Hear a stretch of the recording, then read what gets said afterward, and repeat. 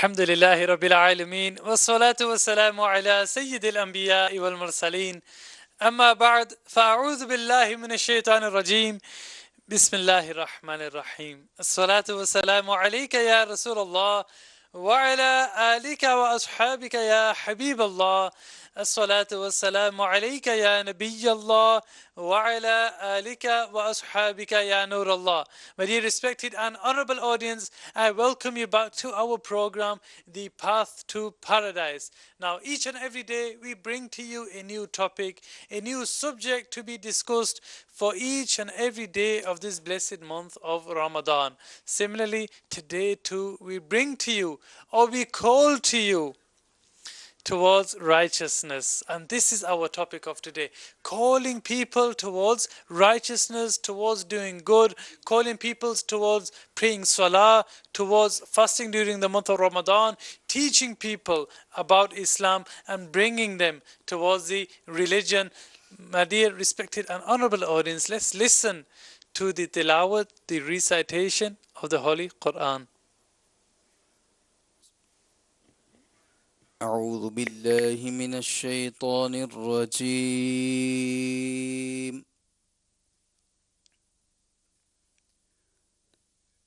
بسم الله الرحمن الرحيم.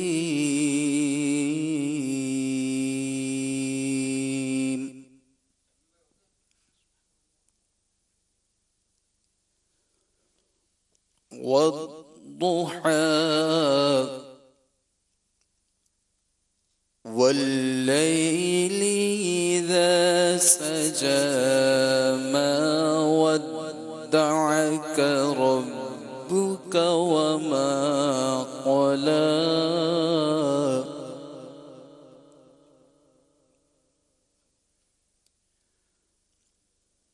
والضحى والليل إذا سجى ما ودعك ربك وما قلى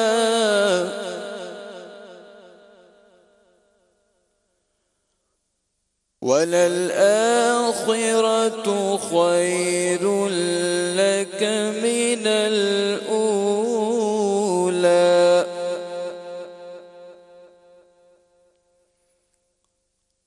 ولسوف يعطيك ربك فترضى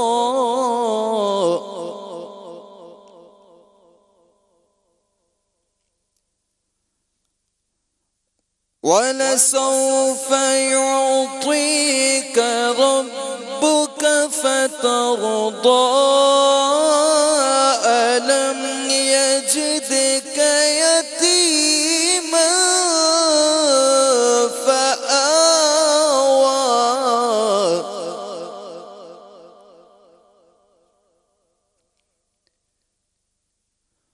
ووجدك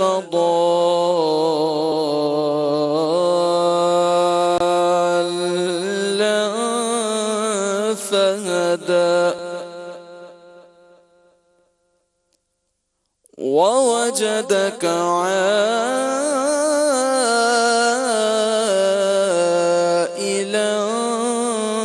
فأغنى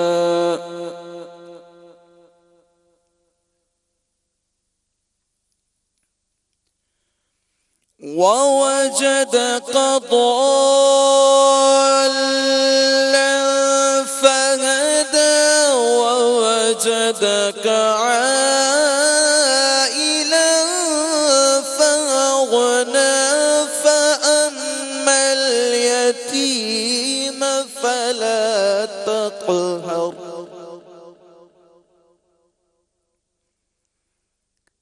وأما السائل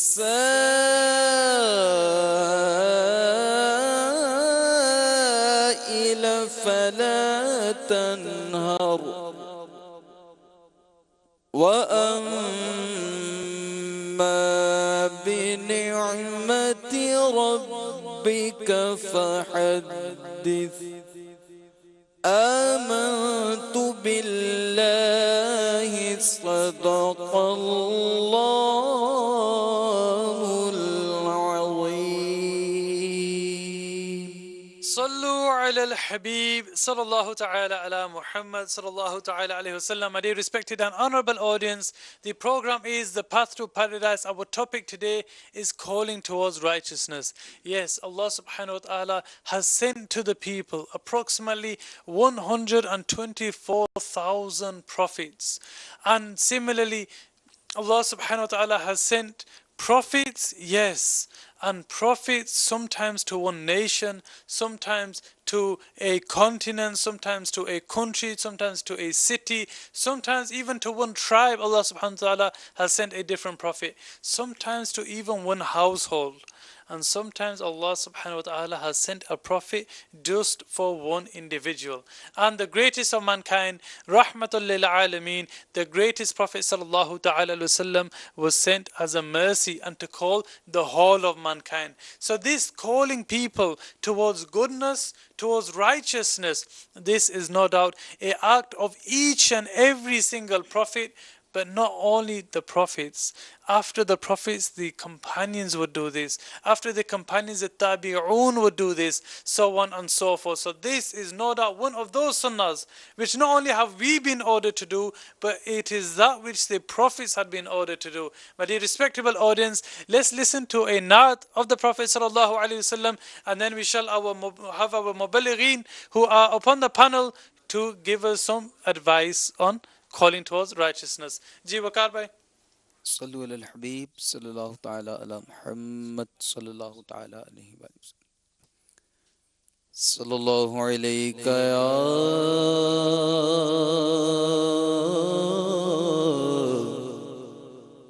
رسول الله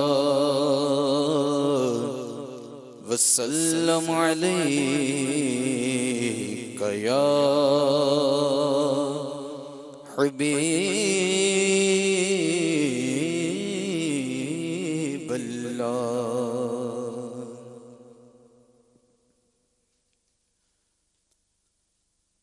صلی اللہ علیہ وسلم صلی اللہ علیہ وسلم صلی اللہ علیہ وسلم صلی اللہ علیہ وسلم زہِ عزت و اطلاع محمد زہِ عزت و اطلاع محمد زہِ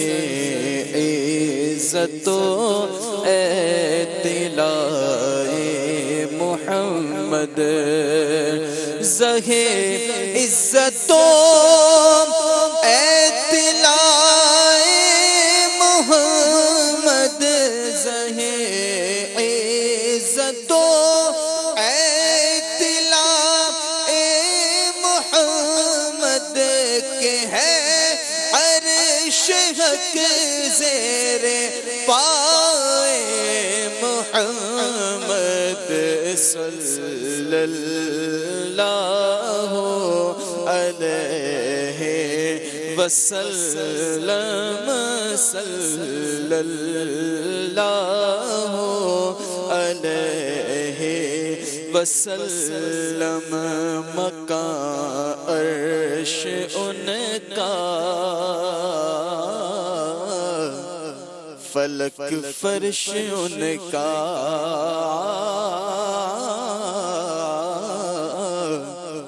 مقام عرش ان کا فلک فرش ان کا مقام عرش ان کا فلک فرش ان کا مقام عرش ان کا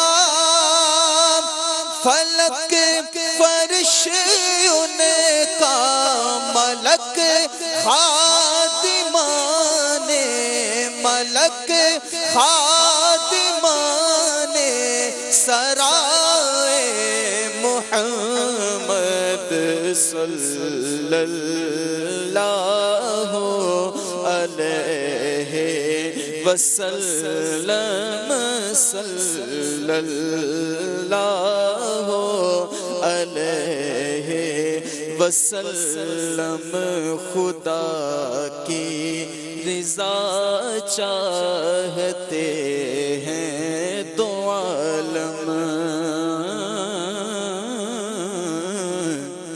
خدا کی رضا چاہتے ہیں دو عالم خدا کی رضا چاہتے ہیں دو عالم خدا کی رضا چاہتے ہیں دو عالم خدا کی رضا چاہتے ہیں دو عالم خدا چاہتا ہے خدا چاہتا ہے رضا محمد صلی اللہ علیہ وسلم صلی اللہ علیہ وسلم محمد برائے جناب الہی محمد برائے جناب الہی محمد برائے جناب الہی جناب الہی جناب الہی برائے محمد صلی اللہ علیہ وسلم صلی اللہ علیہ وسلم خدا ان کو کس پیار سے دیکھتا ہے خدا ان کو کس پیار سے دیکھتا ہے خدا ان کو کس پیار سے دیکھتا ہے خدا ان کو کس پیار سے دیکھتا ہے جو آنکھیں محمد صلی اللہ علیہ وسلم اجابت نے جھک کر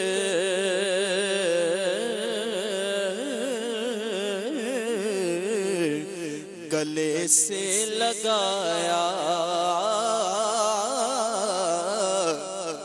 اجابت نے جھک کر گلے سے لگایا اجابت نے جھک کر گلے سے لگایا بڑی ناز سے جب دعائے محمد صلی اللہ علیہ وسلم صلی اللہ علیہ وسلم اجابت کا صحرا عنایت کا جوڑا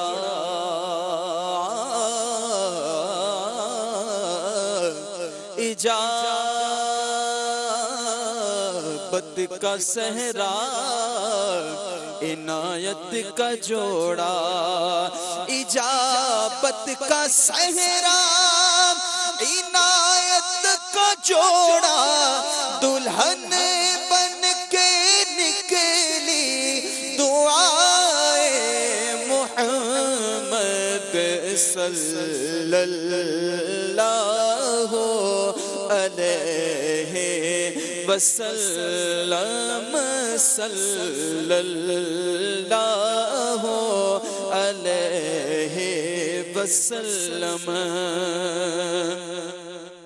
رضا پل سے اب بچت کرتے گزریے رضا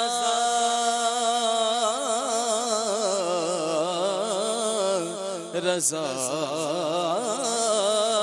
رضا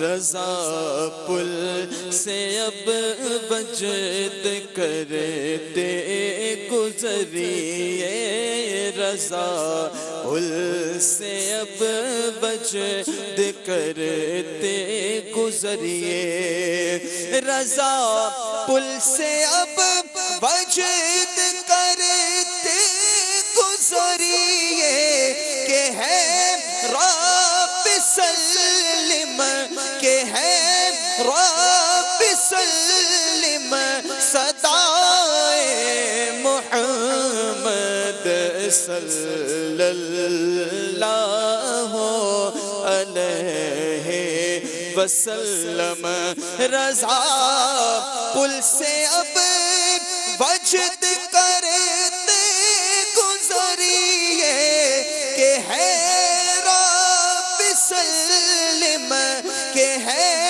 رب سلم صدائے محمد صلی اللہ علیہ وسلم زہے عزت و اطلاع محمد زہے عزت و اطلاع محمد صلی اللہ علیہ وسلم صلی اللہ علیہ وسلم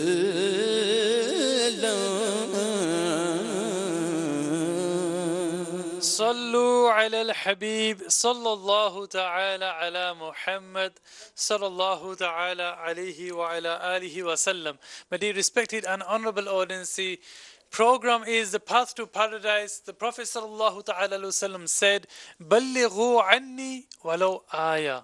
That preach, convey on my behalf, call the people towards goodness, teach the people, be it even one single ayah, even one verse, one saying, one hadith of the Prophet sallallahu alaihi wasallam, whatever you know, teach the people. Let's, alhamdulillah, we have our muballighoon on the panel. Amar bhai, let's begin with you. Or shall we begin with the praise bhai, mashallah? We have a guest for those of you who do not know, mashallah, from South Africa. The praise bhai, is it mentioned anywhere in the Quran in regards to what we call calling towards righteousness? Yes, alhamdulillah. Firstly, I should say that this is a very, very important and interesting topic, calling towards righteousness, mashallah. And it's impossible to do justice to this topic, within an hour and a half. And mashallah, the viewers and listeners of Madani channel at this moment, I'm expecting you to give it justice within an hour. Allahu Akbar, Allahu Akbar. Indeed, mashallah, with the help of all the muballighin, the point that I want to bring is that, mashallah, before we go into the topic for today, the viewers and listeners of Madani channel in UK and South Africa, mashallah, at this moment, perhaps, enjoying the wonderful sahri meals, and perhaps, mashallah, They are watching the Silsilay at this moment. And mashallah, the first da'wat goes to them that they can continue with their sahari, enjoy their meals. As long as the time was not ended. Yes. Exactly, mashallah. And they can make this intention that they will watch the Silsilay from Because I beginning think to in end. UK, by this time, the time would be over for sahari. So we're not encouraging people to praise by, to be Allahu breaking their fasts. Subhanallah, subhanallah. So in UK, it's over by now. Yes, UK is Oh, over. mashallah, alhamdulillah. In South Africa, You know, lucky thing you don't only have is winter there because of the southern hemisphere. yes. So you However, only have about 12 hours. Lucky you lot, subhanallah. Subhanallah, But no definitely. doubt that the longer it is, the more reward there is too. Definitely, alhamdulillah.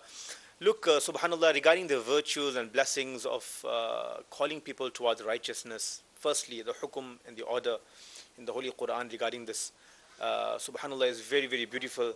And kash may Allah Azza wa Jal through the sadaqah of our beloved Nabi sallallahu ta'ala alayhi wasallam grant us the ability and tawfiq to practice upon the commandments of Allah Azza wa Jal. Hazrat, it is mentioned regarding the verse, inshallah, which I'm going to mention, but before that, it is mentioned in the books of ahadith that the reason for this ummah to be given this exaltation, sanctity, this shan, the status of being the greatest of all ummahs, the ummah of Nabi Kareem sallallahu ta'ala alayhi wasallam, which has greater sanctity and exaltation, and regarding the ummah of the Holy Rasul sallallahu ta'ala alayhi wasallam on the day of judgment, which will be larger than all the other previous ummahs as well.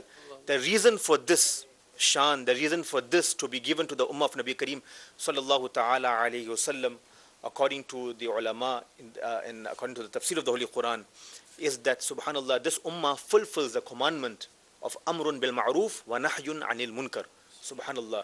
To this extent that the ulama have mentioned that those that will enter Jannah, those that will enter paradise, the number of those will be 120 sufuf, 120 rows. Allah. Subhanallah, of those people that will enter Jannah. And subhanallah, from them, from 120 rows, 80 will be from the ummah of Mustafa sallallahu ta'ala alayhi wasallam.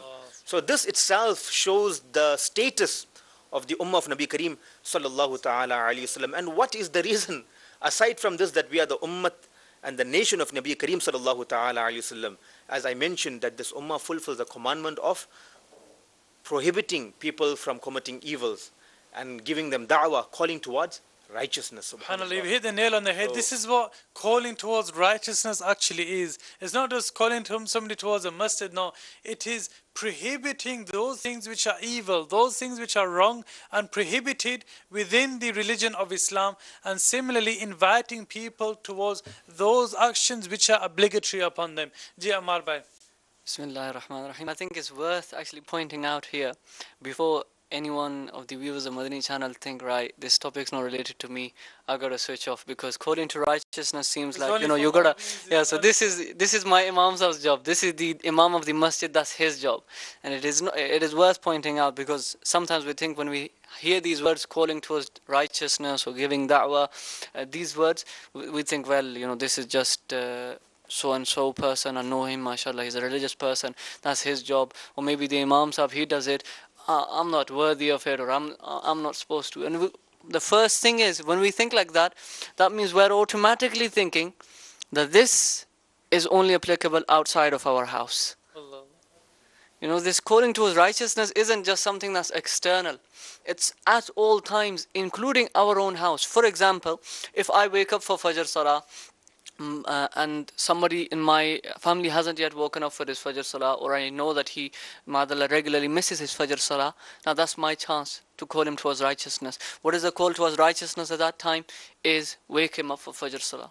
So the summary of it is that as each and every Muslim, depending on the authority and the level of authority he holds within the society and amongst the people that he's living, over them how much authority he has, each and every Muslim to that extent is responsible for carrying out this duty. So it's not only the Imam, it isn't only the job of the scholars, but each and every person in his own right is a muballigh, is a preacher of Islam. So a boss, you could say, at a workplace, it is his duty to make sure but to ask or request. He does to do his part in terms of his employees, that they perform their salah. First he And has to do his own then. And subhanAllah, first obviously he must pray his own. For a father in the household, for his children, to call his children towards the path of religion, to do goodness, to pray their salah. Similarly, wherever you have authority, then it is your duty to be calling them towards righteousness.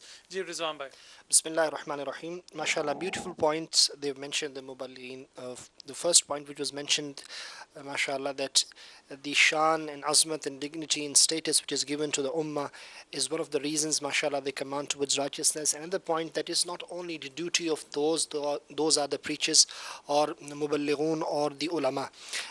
Let's ask from the Quran. What does Quran talk about it? That whose duty is this? Alhamdulillah, this is the beautiful verse of the Quran, part 4, Ali Imran, ayah 110.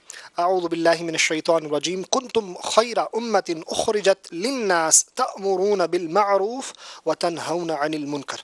You are the best among all the nations that were raised among mankind. You command good deed and forbid evil. So the ulama, they've mentioned this, subhanallah. First of all, I would like to commenting of the renowned mufassir, the Mufti Ahmad Yar Khan Naimi rahmatullahi ta'ala alayh.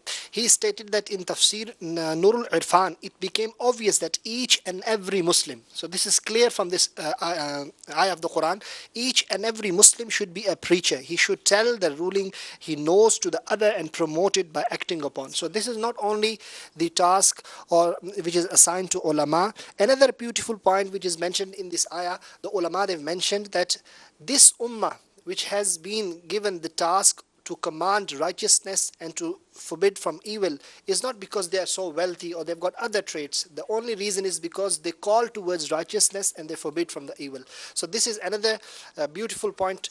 Another ayah of the Quran I would like to mention. وَمَنْ أَحْسَنُ قَوْلًا مِمَّنْ دَعَا إِلَى اللَّهِ وَعَمِلَ صَالِحًا وَقَالَ إِنَّنِي مِنَ الْمُسْلِمِينَ. Subhanallah. And whose speech is better than the one who calls towards his Lord and does righteous deeds and says, I am a Muslim. So the best speech of the person is who calls towards righteousness and who forbids from the bad. So this is the main crux, this is the main essence of today's talk, that we all have to play our part, our bit, wherever we can do. Inshallah, as this conversation and the talk goes along, we'll bring Subhanallah. My dear respected and honorable audience, the program is the path to paradise. There is a number which is displayed upon the screen. Please feel free to send in your messages. Any calls also will be most welcome. Alhamdulillah, our Muballighun are here to also answer any questions. The Brazen, I'm going to come back to you. But before I do so, my dear respected and honorable audience, really we need to try to understand the topic. We need to understand that this topic is not specific for any imams. It's not specific for the ulama also, but it does apply to us. It is important that we must acknowledge this, that we too must call people towards goodness. We must call people towards righteousness. Some of the prophets, for example, Hazrat Nuh alayhi salam. Hazrat Nuh alayhi salam, is said that his lifespan was approximately 1400 years. From 1400 years, 950 years approximately, Hazrat Nuh alayhi salam was calling towards righteousness. And at the end of it, it said only about 72 or 73 people accepted Islam at the hands of Hazrat Nuh alayhi salam. Yes, accepted Islam. Some of you may be thinking, Hazrat Nuh alayhi salam brought down Islam. Each and every prophet from Hazrat Adam alayhi salam, all the way up until the prophet, the last and final messenger, Rasulullah sallallahu alaihi wasallam. It is not possible whatsoever for there to be another prophet after Rasulullah. So each and every prophet from Hazrat Adam alayhi salam all the way up until the Prophet sallallahu alaihi wasallam, they all preached the same religion of Islam. And Hazrat Nuh alayhi salam, 950 years, does that mean he gave up? No, he continued to call people towards righteousness. Don't think, oh, I've called one person. It is not your job to make that person accept Islam. No, it is your job to call them towards righteousness, to call non-Muslims towards Islam. And Allah subhanahu wa ta'ala is the one who places iman in the hearts. We can only do dua. Yes, Tawfiq bhai. MashaAllah, Tawfiq bhai is our Nigran, you can say, for the non-Muslim majlis or those new Muslims. He, mashallah, regularly he tries to bring, we all try to bring people towards Islam, but when people do come into the false Islam, then we hand them over to Tawfiq Bhai. Tawfiq Bhai, go ahead. Jazakallah khairah. Shabazz Bhai, I want to start off with a very important principle for inviting people towards righteousness. And our beloved Prophet sallallahu ta'ala alayhi wasallam, who is the guide for the mankind, has said that if you ever see any evil, then if possible, stop it with your own hands. But if you don't physically stop it. Yeah, physically stop or try to become an obstacle for that sin, that so it can be stopped. And if you feel that you don't have the ability, you don't have the qudrat, then in that case, then stop it with your tongue. Tell people to not do whatever they're doing. And if you feel that you don't have that willpower for that as well, then in that case, that at least feel bad about that sin in your heart. And this is the weak part of the iman. This is a very important tool, a very important principle, that whenever you're confused of what I need to do, should I speak, should I not speak, you have this scale in front of us. Yeah, and inshallah, if you follow the scale, you will know what is more better. Sometimes, if you see two people fighting, and obviously the best form of invitation towards righteousness is to go there and stop them. Or prevent them any evil. But if you feel that, if I was to go there and, they'll both attack me instead. Yeah, so in that case, you could say with your tongue. But sometimes in the second stage, you think, if I tell them to stop, refrain from this particular sin, yeah, or act upon this good act, even if you say it, you think they won't listen to me. I won't be heard. But even then, there's another part to this, that if you say it, they won't listen to you, but they won't harm you as well. And if they won't harm you, in that case, it is better for you to give them the invitation. And inshallah, you will get the reward of inviting them people towards the righteousness. In fact, our Shaykh Tariqah, the founder of Dawud Islami, Shaykh Ilyas Qadri, may Allah preserve him and give him long and healthy life, he says that if you are inviting someone towards the masjid, you want him to go to the mosque to offer the 5 times prayers, and you have given an invitation to that individual 100 times, and each time he hasn't listened to you, he's avoided you. But because you invited him 100 times, inshallah, with the mercy of Allah, you will get the reward of inviting that individual 100 times. See, subhanAllah, this is the reward, Tawfiq Bhai, but not everything is instantaneous. Allah. Meaning, you might call him today, it's possible that he thinks about it tomorrow, he contemplates about it, and then he comes towards... It's just about a click. Yes. You don't know when that person will click. You don't know. Sometimes you give an advice to an individual, and you do it from your heart, and this person who's in front of you, he won't listen to you. He won't hear you, he'll avoid you, he'll blank you. But because you've said it to him, deep down he's feeling something. No, there will be a time in future, maybe 2 years' time, 3 years' time, he'll recall to that beautiful invitation that you give him, and that will click. What Brother Shabazz said 3 years ago, you know what, it makes sense.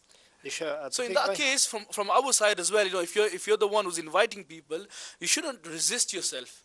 Come forward and invite people towards the righteousness, inshallah. Let Rizwan Bhai invite people towards righteousness. MashaAllah. There is one beautiful parable in Waqia of the UK, just reminded me in the MashaAllah conversation just I heard, that you should keep trying your best, right? What had happened, there was an alcoholic, and one of the Islamic brothers of Dawat Islami, he used to invite him towards Salah. Always he would tell him, please come to Salah, come to Salah, come to Salah, but he would just ignore.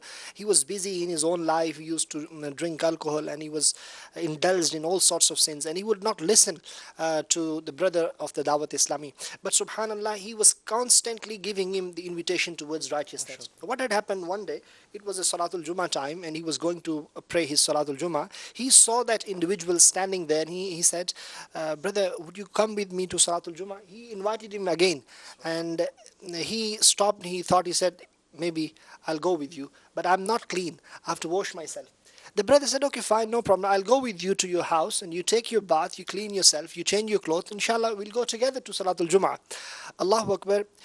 He made his way to his house, he changed his clothes, he washed himself, he came to the masjid. Now, the brother who told this story, he is one of our Nigrans, mashallah, he says that as soon as he entered the step inside the masjid, he passed away there inside the masjid. Now, subhanallah. London. No, that was somewhere in the north. So you can imagine the importance of giving righteousness, the neki ki dawat, invitation towards righteousness. You never know, the last second somebody could, subhanallah, enter into the masjid and maybe he's forgiven, subhanallah, and he will enter into the paradise. Never ever give up. Never ever give up. This is the point I just wanted to, mashallah, expand on this. Look at the fortunate brother, who spent his last moments of his life In the masjid. in the house of Allah. After having purified himself, and then with good intentions to go to the This masjid. is something that we should be yearning for as well. We should wish from our hearts that may Allah, the reality is we're going to die as well. There's no surety of life, but we should wish that, Ya Allah, give us a good death. Give us a death whilst we are reciting the glorious Quran. Give us a death whilst we are performing our salah. Ya Allah, give us death whilst we are prostrating to you in the Grant us sajda. Ya Allah, death in this month of Ramadan, in the blessed city of Madinat al-Munawwara. An important point for those muballighun is there, those they just give up. You see, 1 time, 2 time, 3 time they invite towards righteousness. The people that don't listen to them say, okay, don't forget them. They're going to listen. They will not change. Okay, Rizama, back at you. What if a person is not good himself? I swear, I don't perform my salah. I don't fast during the month of Ramadan. I'm always mazallah. I commit so much sin. Who am I to be calling other people towards Islam, towards a religion, or to do good? MashaAllah, this point, it has been made clear by Fuqaha Kiram, and Fuqaha Kiram has written on this subject and the topic that what is the ruling on that? The Fuqaha Kiram, they have made the Sahih call is that it is not compulsory for the one who is inviting towards righteousness that he is perfect himself and he has refrained himself from the sins. And it is not compulsory for him, if he is inviting towards righteousness, he perfectly implements first himself, right? Because there are 2 wajib. There are 2 things which are compulsory for a person. What are those things? One is that he has to invite himself for righteousness and he has to stop himself from bad. So another thing which is wajib upon him to stop others from evil and invite others towards righteousness. So if he is not acting upon one wajib for himself, but at least it will not be permissible or jais for him to not act upon the other wajib. And many times, Rizamba, for example, if you were to bring somebody towards the religion of Islam, then every good deed they do, you're also getting a reward for it. MashaAllah. So even if you're to be performing sins, then subhanallah, at least there's a means of reward for you. And I want to come back to Tabriz by mashallah. Tabriz by wherever you wish, calling people towards righteousness. When was my first wish? No, Allahu Akbar. Allahu Akbar. Whatever you wish to say. Allah. Okay.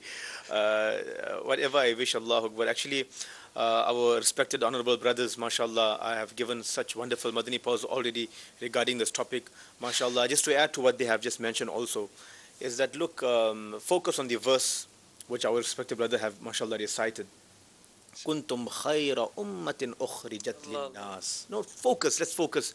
The best amongst all people that emerged from amongst the people, the best of nation, subhanallah, is those who call people towards righteousness, right? So our mentality is that best wo shakhs hota, the best is he who dresses up very beautiful, the best person is him who is using tip-top clothes, the one who has a huge amount of bank balance, the one who's got a very big business, the one who's driving the latest vehicle, the one who's known to be very good in society, subhanallah. But look, Sahaba Ikram's mentality, there's one hadith, subhanallah, in Musnad Imam Ahmad bin Hanbal, one companion went in the bargah of Nabi Kareem sallallahu ta'ala alayhi wasallam, whilst our Aqa sallallahu alayhi wasallam was sitting upon the mimbar, upon the pulpit. And this companion asked, Ya Rasulullah sallallahu alayhi wasallam, may my parents be sacrificed upon you. Ya Rasulullah, who is the best amongst people? Who is the best amongst people? Nabi Kareem sallallahu ta'ala alayhi wasallam had mentioned 4 things. He says, that person who recites the Holy Quran in abundance. Allah. Subhanallah. These are the traits of the best person. Second is that he adopts piety.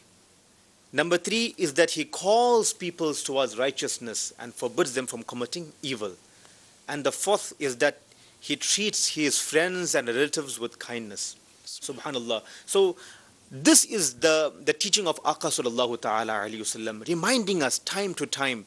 You know, I mean, for example, you know, whilst you were talking, mashallah, my sight, my eyes, my gaze went on this beautiful, I would say, pamphlet or whatever you may call this, Kabab Samuse ke Nuqsanat, mashallah. I mean, this is also a form of advertising and giving people da'wat, that, you know what, if somebody could abstain from this, subhanallah, maybe after he's relieved from his sickness, mashallah, he could do some better things with his life. I mean, there is nuqsan and there's difficulties by eating this, I'm just saying by consuming it, and one would fall into more difficulties. So mashallah, you had given good da'wat towards to the people by just mentioning this. It's a silent muballigh, I would say, mashallah. By the way, I didn't place that there, mashallah. That was there from which the brothers had placed. Allahu Akbar, mashallah, for adding to that, mashallah, ameen, Allahumma ameen. So, as I was saying also, Madina, that Nabi Kareem sallallahu ta'ala alayhi wasallam had reminded us time to time, and had, you know, given us the invitation of waking up from this heedlessness. We are in this heedlessness, in this ghaflat, covered with this dunyawi issues, worldly issues and problems, that we have forgotten our maqsad, our aim, our objective in life. Look at this one hadith of the Holy Rasul sallallahu ta'ala alayhi wasallam. He says, "Sayati zamanun ala ummati yuhibbuna khamsan wa yuhibbuna khamsan." An era will come soon. Yuhibbuna khamsan twice, did you say? سيأتي زمان على أمتي يحبون خمسا وينسون خمسا. MashaAllah, MashaAllah. An era will come upon the Ummah of the Holy Rasul. An era will soon come upon the Ummah of the Holy Rasul sallallahu ta'ala. One era, one time will come, that when people will love 5 things and they would forget 5 things. Now we have to focus upon these 5 things. Nabi Kareem sallallahu ta'ala alayhi wasallam said, يحبون الدنيا وينسون الآخرة. They would love the world and they would forget the hereafter. Allahu Akbar. Number 2 is وَيُحِبُّونَ الْمَالِ وَيَنْسَوْنَ الْحِسَابِ. And this is currently what's happening. They would love to accumulate the wealth, they would love to earn the wealth, but they would forget the accountability, the hisab in kitab. Allahu Akbar. Number 3 is وَيُحِبُّونَ الْخَلْقَ وَيَنْسَوْنَ الْخَالِقِ. Allahu Akbar. They would love the creation, they would love the creatures of this world, but they will forget the Creator. Now this is the heedlessness which we need to get out from. We need to get out of this heedlessness and remember what our Nabi Kareem sallallahu ta'ala alayhi wasallam is advising us, what his hukum, what his orders are. Number 4 is Nabi Kareem sallallahu ta'ala alayhi wasallam said, وَيُحِبُّونَ الذُّنُوبَ وَيَنْسَوْنَ التَّوْبَةِ. That they would love to commit sins and they would forget to make tawbah. And this is exactly what's happening these days here, that so easily we commit sins, sometimes knowingly and sometimes unknowingly. In the daylight, sins are committed, or in the darkness of the nights. Sometimes people commit sins and they are proud about the sin they have committed. I have did this, I have cheated and I have earned that, I have did this, and there's a competition going out there. So the call towards righteousness is this, that let's wake up from the sleep. Let's make sincere tawbah in the court of Allah subhanahu wa ta'ala. Let's repent. You know, if I was cheating, inshallah, from today I make sincere tawbah that I would stop cheating. Somebody would make this kind of niyyah, maybe perhaps, inshallah, that I take false oath. A lot of people have this habit that har baat pe qasmein khate hain, wallah, billah, and by batallah, and they use Allah's name at times, and they have business transactions. Allahu Akbar. Whilst there are ayat in the Holy Quran regarding those who basically take false oath, Allah Azza wa Jal says in the Holy Quran, وَلَا تَجَعَلُوا اللَّهَ عُرُضَةً لِأَيْمَانِكُمْ. And do not make Allah Azza wa Jal the target of your oaths. I'm just saying this because this is the topic and the munch and the silsilay in which, mashallah, we are giving the viewers and listeners of Madani channel this da'wat towards righteousness, that there are so many numerous ways of giving da'wat, and for us to also make intention, ki aaj se baat se, inshallah, I make sincere tawbah that I would not speak lies. From today I make this niyyah, I will respect my parents, inshallah. I would treat them with adab and respect, even my relatives, those who are smaller than me or those who are elder than me. So these are the intentions that the viewers and listeners of Madani channel, inshallah Azza wa Jal, could make whilst watching the silsila today. Jazakallah khairah for those words. Rizwan bhai, coming back to you. MashaAllah, beautifully, sorry, my mic was not. MashaAllah, beautifully explained by our brother Tabziz, MashaAllah. I would like to just add here the great Imam Malik rahmatullahi ta'ala alayh, even at that moment in time when he was passing he was just at that moment he was just passing by from this world, right? At that moment in time, what had happened? What were the last words? Sayyidina Yahya bin Yahya rahmatullahi ta'ala alayhi stated, Sayyidina Imam Malik rahmatullahi ta'ala alayhi then described a narration, right, which conveyed by Rabi rahmatullahi ta'ala alayhi, telling that rulings of salah to someone is better than spending the entire wealth of this earth in sadaqah. If you tell somebody a ruling of salah, it is better than to spend the entire wealth of this earth in sadaqah, and removing someone's religious anxiety is greater than performing 100 hajj. Subhanallah. And Imam Sahib Zuhri rahmatullahi ta'ala narrated, giving someone a religious suggestion is better than doing jihad in 100 ghazawat. Sayyidina Yahya bin Yahya rahmatullahi ta'ala said, after this conversation, Sayyidina Imam Malik rahmatullahi ta'ala did not speak anything and he passed away. Allahu Akbar. Did you know, Rizamba, you mentioned Imam Malik. There's something I'd like to mention. MashaAllah, there's 4 great Imams of the Ahl Sunnah wal Jama'ah. Imam Azim Hazrat Nu'man bin Thabit Abu Hanifa, Imam Muhammad ibn Idris al-Shafi'i, Imam Malik bin Anas, where you've mentioned, Imam Ahmad ibn Hanbal radiallahu anhum. All of these, each one of these, if you were to study their lives, they were all, yes, they called people towards righteousness, but they were subjected to torture for doing so. Imam Azim Abu Hanifa radiallahu anhu, he was whipped 100 times every single day and then he was eventually poisoned and he passed away in prison. Why? He was calling people towards righteousness. Hazrat Shafi'i radiallahu anhu didn't have it as bad in comparison to the rest, but he too was subjected to torture. Imam Ahmad bin Hanbal, it's mentioned that he was whipped so badly that they were, the doctor, after taking a look at him, after analyzing him, he said there was caves in his back. This is the amount he was whipped. And these were the greatest of scholars. They were subjected to such hardship, such torture to call people towards Islam. Yet we are able to call people towards Islam easily. We are not affected. We are not harmed. So why do we not call people towards a religion? Shabazz bhai, inviting people towards righteousness is a beautiful act. Those who understand it and those who know how to do it, is one of the beautiful and fruitful thing to do. You will enjoy it. You will love it. Inshallah Azza wa Jal. And my dear respected and honorable audience, there is a number displayed upon the screen. Please feel free to send in any questions, any calls also. Tawfiq bhai, if you just give us a moment, let's listen to a call. Inshallah, then we'll come back to you. Harun from Blackburn. Yes, the question is that if a non-Muslim was to pray the kalima and not practicing upon it, will he actually be called a Muslim or not? Allahu Akbar. Who would like to answer? Well, if that individual who has embraced Islam, to embrace Islam, he has to reject his previous religion. He has to say with his tongue, and he has to believe that as well.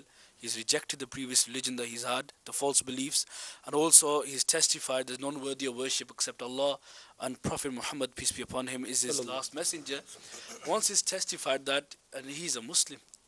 And the next part, if he's not practicing as a human being, as a Muslim, if you're not practicing, you will be called non-practicing Muslim, but you are still Muslim though, as far as he hasn't rejected any parts of article of faith. The main or the integral beliefs, for example. However, just on this topic, if you do meet a new Muslim and you feel that he's not practicing, then contact Tawfiq bhai.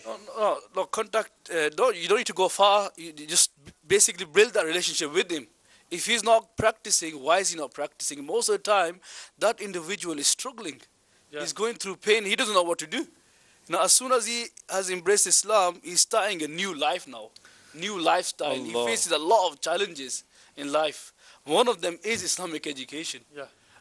For example, for us, it's namaz time, we go out perform ablution to do wuzu. But for him, he doesn't know as soon as he embraces Islam, ablution is a whole new thing to him. What's this? First he has to perform ghusl. Yeah, and then 5 times prayers. It's not easy. But that individual is encouraged to, try your best to learn your salah as quickly as possible. Find a person whose salah is good, who's a good teacher, and get help from that individual. And inshallah, your job is to do your best. Whatever you can do your best, inshallah. Tawfiq bhai, subhanallah, jazakallahu khairah for that piece of information. But I think the brother mentioned from Bolton, did he say? Blackburn, did he say? So who can he contact, or which place? Do you know anywhere in Blackburn? In Blackburn, we have some responsible brothers over there, and if you can go to our weekly gatherings, which take place every Thursday at 8 p.m. at Madina Masjid, Oak Street, go there and speak to the senior brothers, inshallah, and they'll find your way towards our... Inshallah. I think this is, mashallah, you mentioned some brilliant points there, Tawfiq bhai. First is that, yes, when they're accepting Islam, we, alhamdulillah, we have been blessed to be born in a Muslim family. To be honest, we have been so blessed. Imagine we were not born in a Muslim family. Then would have we converted towards Islam? Allahu Akbar. So that person, we were given the religion. We were born in a Muslim family. That person, he chose his religion. He himself had converted towards Islam. May Allah subhanahu wa ta'ala guide that individual. May Allah subhanahu wa ta'ala grant him the ability to learn about Islam, become a good practicing Muslim. My respectable audience, and especially the brother who asked the question, please, really, I beg you that, when a person comes towards Islam, he becomes confused. There's a lot for him to understand which he does not understand. He was not born a Muslim. We need to remember this. There are so many things he may even find strange. Please teach him as much as possible. Regularly take him to the ijtimaz of Dawat Islami. Regularly take him to visit an Alim-e-Deen. If he will have questions, please allow him to speak and ask his questions. Let him feel free to ask whatever he wishes. Please, but contact a Alim-e-Deen, a true Sunni scholar. Tawfiq bhai, quickly, continue the topic that I started earlier. Inviting people towards righteousness is a beautiful act, and once you know how to do it, you will love it, you will enjoy it, and this will increase your passion, and you will be able to inspire other people towards righteousness. For now, I want you to remember one important tool, or you can call it the TAP rule, T-A-P, TAP rule. If you want to invite someone, there's no time limit.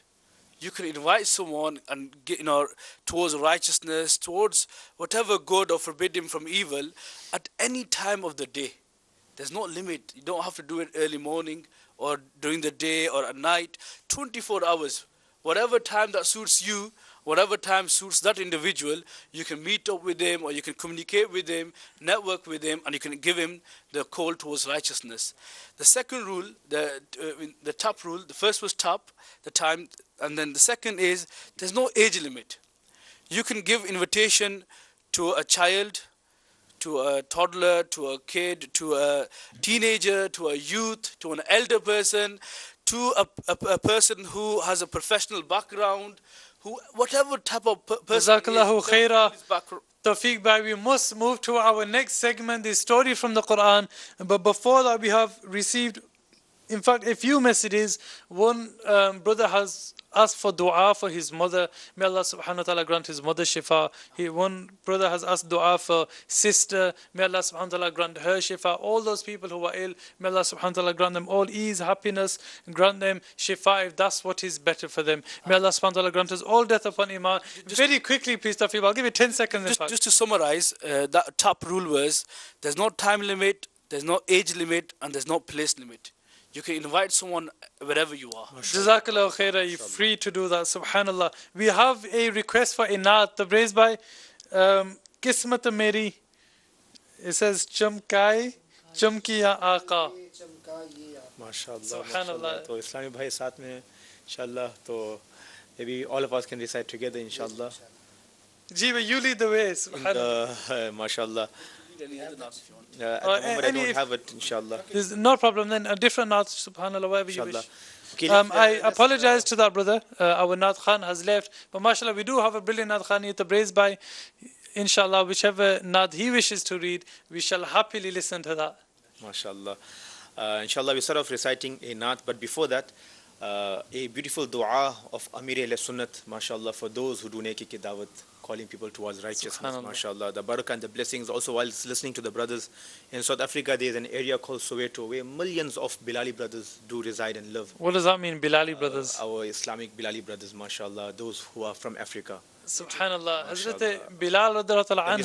حضرت بلال رضی اللہ تعالی عنہ. جی سبحان اللہ. So mashallah, through the barakah of dawat, neki ki dawat, mashallah, at this moment, mashallah, there are hundreds of brothers that accepted Islam. And this is through the blessings of neki ki dawat, mashallah. And Amir al-Sunnat makes a beautiful dua. Kash hum sab milke dua padhte hain, inshallah. And the dua is, جو نیکی کی دعوت کی دھوم مچائے، جو نیکی کی دعوت کی دھوم مچائے، میں دیتا ہوں اس کو دعائے مدینہ، میں دیتا اس کو دعائے مدینہ. Baba Jan, mashallah, make people that do neki ki dawat, mashallah. And this is a very good way of encouraging people that who doesn't want the dua of Amir al-Sunnat, mashallah. Can you just mention Madani Qafila? Mashallah, one of the ways, definitely. You have already mentioned it, Madani Qafila, a very good way. Within 1 minute, please. Giving neki ki dawat, mashallah, is Madani Qafila, a very good form of inviting people towards righteousness, mashallah, is to invite them towards Madani Qafila. There's so much more that can be learnt. And inshallah, in the coming episodes, Rozana, hum yahan honge, inshallah, our brothers together are giving dawat for Qafila, for Madani Dars, and for Jamia and Madaris, mashallah. Lekin, may Allah subhanahu wa ta'ala grant us the tawfiq and ability to make this intention from the depths of our heart that inshallah azza wa jal we need to see the reason why we need to make a change in our lives, inshallah. And we should basically take a step towards this. Chale inshallah, let's recite a beautiful naat composed by none other than Sayyidi Ala Hazrat Imam Ahmad Raza Khan alayhi rahmatur rahman. And in South Africa we call this the anthem of South Africa. You know, every country has its own anthem, and this is the anthem of South Africa, mashallah. Lekin usse pehle I think we have to listen to some malfuzat or some beautiful discussion from our Islamic brother here. Inshallah, first you recite 2 or 3 ash'ar, then we'll move to the Quranic story. Acha, mashallah. But the condition is, Hazrat, you have to recite with me together, inshallah. Then fir padhte hain, milke padhte hain. Sallallahu alayka ya Rasool Allah, وسلم عليك يا حبيب الله. سب سے اولا اعلیٰ ہمارا نبی، سب سے بالا اعلیٰ ہمارا نبی، سب سے بالا اعلیٰ ہمارا نبی.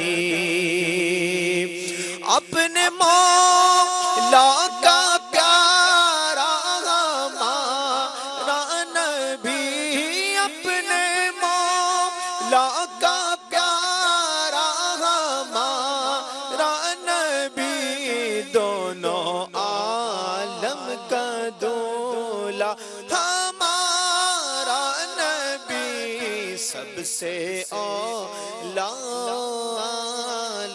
ہمارا نبی، سب سے بالا ہمارا. کون دیتا ہے دینے کو منہ چاہیے،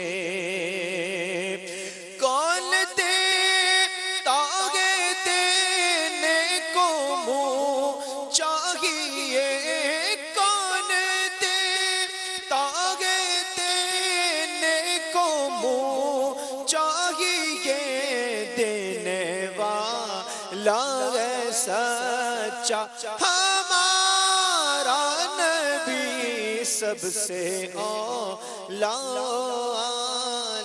ہمارا نبی، سب سے بالا ہمارا نبی.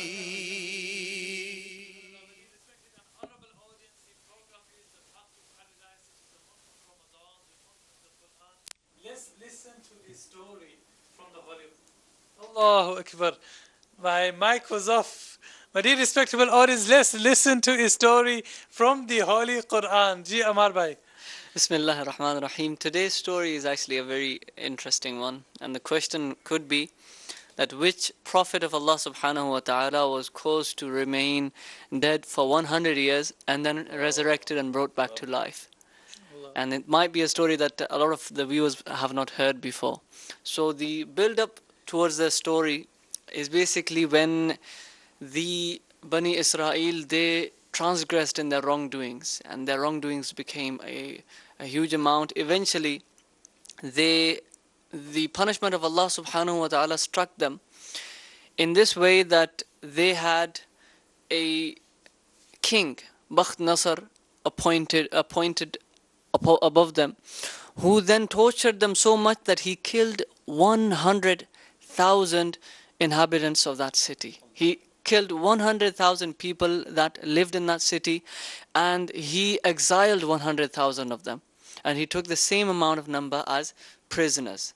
So the rest, they went into for example, the land of Syria, and they scattered here and there. Now this king, he also went on to then further destroyed the beautiful city of Baytul Muqaddas, and he left it deserted. Now this person was Bakht Nasr. Who was he? He was basically a king. In his childhood, he was found next to an idol. They would worship idols, and that idol was called Nasr. So because this person's father was not known, so they just called him Bakht Nasr, the son of this idol called Nasr. And eventually he was appointed as the governor, and then later on went on to become a king, a huge English, king. It's a very long word. Nebuchadnezzar is what they call him. It's very famous. If you look at the Persian, the Roman history, if you read up about it, we find a lot about him also conquering Palestine. He did a lot throughout his life. He was the king of Babylon in Iraq. Now, so the Prophet of Allah subhanahu wa ta'ala, which we're going to be discussing in this story, is Sayyidina Uzair alayhi salatu wasalam. He was also captured with the people that were captured by this king, and eventually when he managed to get out and somehow escape from this person's captivity, he went back to his place where he used to live. So now he has gone back to his city where he used to reside, and he goes, and upon seeing his city totally destroyed and desolated, his heart became full of sorrow, and he alayhi salatu wasalam began to weep. Then he alayhi salatu wasalam went to all four corners of the city, but he did not even find even a single human being there. And he saw that the trees, the fruits on the trees are fully ripened, fully ready, but there's no one there to pluck them. This is the state of the city. Upon seeing this, now automatically these words came out from his mouth, أَنَّا يُحْيِي هَذِهِ اللَّهُ بَعْدَ مَوْتِهَا. That how would Allah Azza wa Jal bring back life in this city after such destruction and such desolation? So now he plucked a few fruits, ate a few fruits, and he drank grape juice, having squeezed it out, and he even put some leftover fruits in his bag and some leftover juice in his leather bottle, which was a custom for the people to carry in those days when they were traveling. So now, here alayhi salatu wasalam, he was also, when he escaped from the captivity, he rode on his riding animal, which was a donkey. So now he ties his donkey to a tree, and he thinks that he rests under the tree. Allah subhanahu wa ta'ala caused him to pass away in his sleep. Allah. And Allah subhanahu wa ta'ala kept him hidden from the eyes of the birds, humans, jinns, etc. So they could not see him. 70 years later, 70 years have passed, and he is still in that state. A Persian king, a king from Persia, he entered this city, and he brought a lot of people. He saw the ruins of this city. He brought a lot of people, and he started to rebuild the city. And these people, they actually made the city a lot more lively and a lot more joyful than it was before. 100 years have passed. Such a long time. And Sayyidina Uzair alayhi salatu wasalam, Allah subhanahu wa ta'ala brought him back to life. Allah. Now he just thinks that he has just been asleep. But he sees his donkey, that it has totally died, and the donkey's bones are scattered around. They're scattered everywhere. But there is no effect of rotting, and there's no difference, there's no change in the fruit that he had in his bag and in that juice that he had put in his leather bottle. Not even a difference in taste, no signs of rotting in the fruits. Now Allah subhanahu wa ta'ala asks him that, "O Uzair, how many days did you spend here? How many days have you been here?" And he thinks for a while that I went to sleep in the morning, now it's the evening. So I've been here just I slept at morning time and now it's Asr time. So he replied that perhaps I slept for a day or a little less than a day. And Allah subhanahu wa ta'ala informed him, "O Uzair, no. You stayed here for 100 years. Allah. And now to see my absolute power, look at your donkey.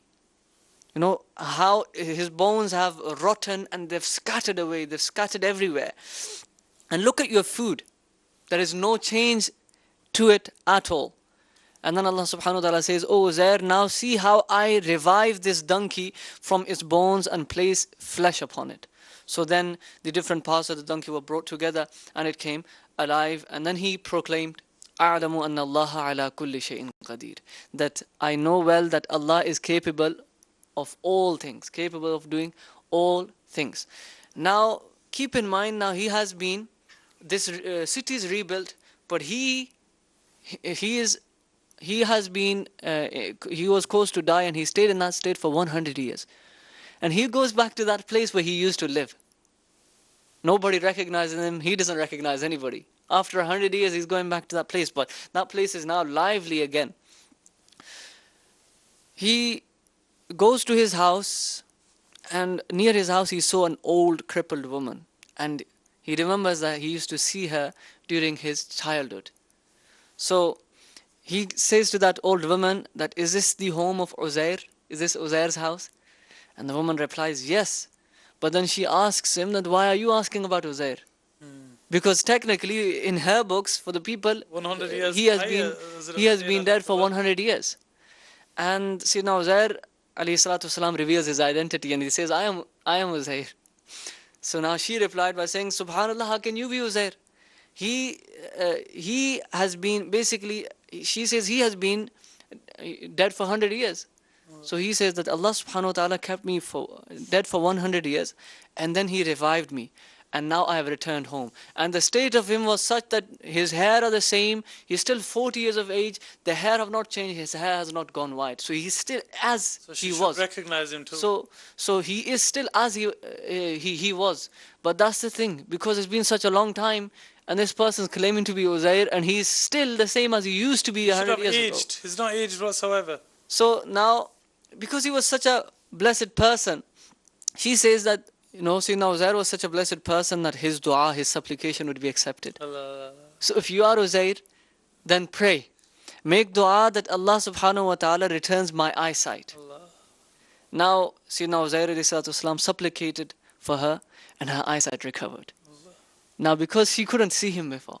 So now when she looked at him, she recognized his blessed face and she said, "Yes, I bear witness that you are Sayyidina Uzair alayhi salatu wasalam."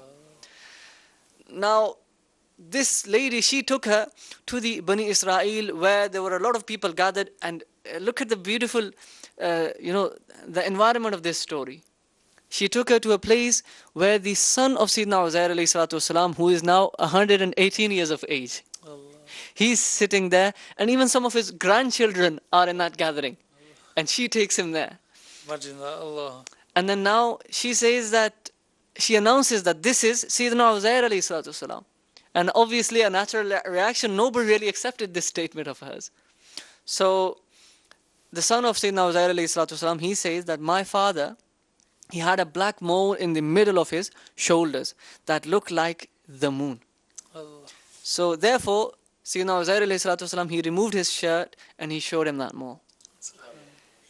Now then these people, they said that Sayyidina Uzair alayhi salatu wasalam, he had memorized the Torah, the holy book of that time. So if you are Sayyidina Uzair alayhi salatu wasalam as you claim to be, then recite the blessed Torah. Allah. So now he recited the whole Torah without any hesitation. Bakht Nasr, he had killed 40,000 religious scholars at that time of Torah was destroying this beautiful city of Baitul Muqaddas, and keep in mind he had left no scripts of the Torah behind. So in that sense, the people, now the question arose that how do we know that he has recited it all correct? If we've got no means of confirming. So one person, he says that I remember that my father, the day he was arrested by Bakht Nasr, this king, they said that they buried a script of the Torah under a grape tree. So we have to find that tree and we dig it out and we compare what he's read. So after a lot of effort, a lot of struggle, they eventually found that tree. They dug that book out and they checked, and it was word for word as Sayyidina Uzair alayhi salatu wasalam had recited it. So now obviously there was no doubt, and witnessing this amazing, marvelous event, everyone was astonished that he is Sayyidina Uzair ala nabina alayhi salatu wasalam. And unfortunately, amongst the people from then onwards, this corrupt belief at the same time spread as well, because he's now he after 100 years he's come back to life. So they started to say that he is Sayyidina Uzair alayhi salatu wasalam, the son of Allah, ma'adallah. So up until this day, this misconception is held. But Allah subhanahu wa ta'ala clarifies this in the Quran, and this story is mentioned in Surah Baqarah, the verse 259. There are many lessons we can take from this, but a beautiful aqidah point, that, think about it, for 100 years, under the same conditions, same heat, same sun, the same environment, Sayyidina Uzair alayhi salatu wasalam is staying there. And on the other hand, the donkey is also there, the fruit is also there. The donkey dies, rots away, bones scattered. Not a single change in the body of Sayyidina Uzair alayhi salatu wasalam. Subhanallah. This shows us that Allah subhanahu wa ta'ala preserves the bodies of the prophets alayhi salatu wasalam. So if we are to say, the prophets, their bodies remain as they are, no harm to their bodies, and they are alive as the hadith says. So this is حرم الله على الأرض أن تأكل أجساد الأنبياء. That Allah subhanahu wa ta'ala has made it haram upon the earth for it to eat up or affect the bodies of the Anbiya alayhim as-salatu wasalam, the prophets alayhim as-salatu wasalam. Sorry, are we completed? Yeah, I could. Subhanallah, my dear respectable audience, somebody may be thinking, just to remove any doubt, somebody may be thinking that why was it that he was the only one who had memorized the Torah? Was there not anybody else who had memorized the Torah after them? This is a speciality of the Holy Quran. That the Holy Quran is the only book where the Ummah of the prophets can also memorize this. Whereas all of the previous books, these were specific to the Anbiya alayhim as-salatu wasalam, meaning only the prophets could memorize the whole book. Nobody else was able to memorize the entire book. This is only the Quran. Now, because we're talking about the Quran, Tabriz Bhai or anybody else, we have a question from a viewer. He says, I have a question. Someone who started Hifz and didn't complete it and stopped doing it after he's done 21 spari, meaning juzes, 21 parts of the Holy Quran, and has forgotten it. What will happen to him when he dies? If anybody would like to expand on this, please.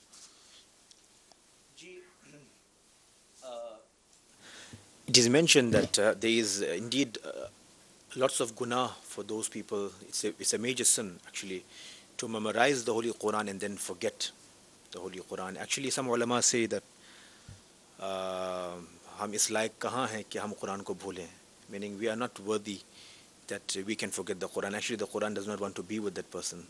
Allah. In the sense of where sins are committed, guna is committed, to this extent that the Quran does not stay with that person who commits excessive sins. So let's focus on the aspect as to what makes a person forget the Holy Quran.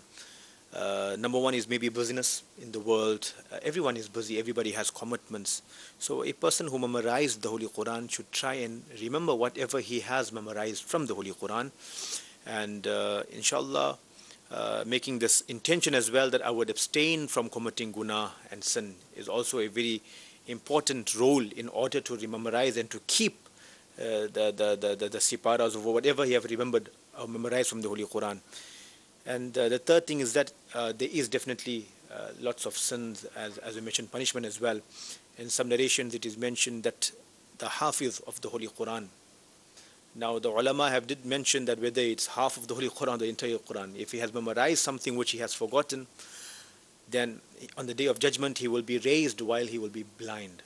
Allah Akbar. So look, and there are many other punishments as well. May Allah There are subhanahu many wa ta'ala punishments. Allah. grant us the ability and tawfiq to memorize the Holy Quran, and also give us the ability to Tawfiq practice. to remember. For that Islamic brother who did forget the Holy Quran, I would request him firstly, stop performing sins, start to read your 5 daily prayers, etc. Inshallah, this will make it easy for you to recite the Holy Quran. If you're finding it difficult to memorize the Holy Quran again, yes, it is necessary upon you for you to now memorize it again. If you are finding it difficult, then look up from Ruhani Ilaj, or inshallah Azza wa Jal, tomorrow we will address this if possible. Then try to strengthen your memory. Yes, there are ways to strengthen your memory by reciting specific things. One thing is, after your first salah, to place your hand on your head and recite Durood Sharif 3 times, then recite Ya Qawiyyu 11 times, inshallah, and then Durood Sharif again after. Unfortunately, we don't have much time. Another brother requested, somebody requested